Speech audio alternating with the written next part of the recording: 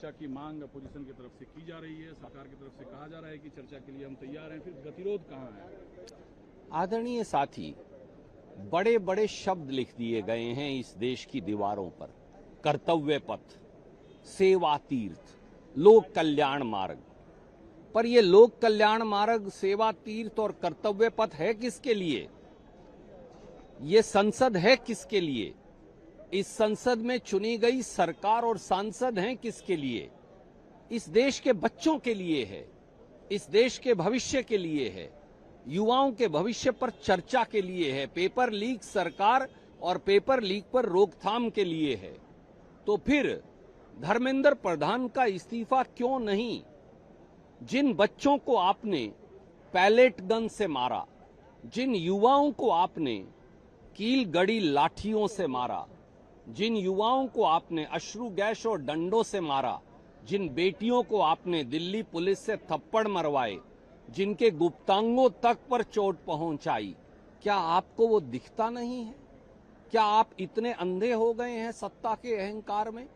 तो इसलिए इस्तीफा लीजिए धर्मेंद्र प्रधान का, माफी मांगिए देश के युवाओं से और फिर सदन में चर्चा भी करिए। इंटरेस्टिंग है कि धर्मेंद्र प्रधान खुद कह रहे हैं कि राहुल गांधी वेपन्स की तरह यूज कर रहे हैं स्टूडेंट और स्टूडेंट के इमोशन को। देखिए, जब सत्ता का अहंकार नशे का ड्रग्स बनकर सर पर बोले तो फिर अशिक्षित शिक्षा मंत्री यही कहेंगे।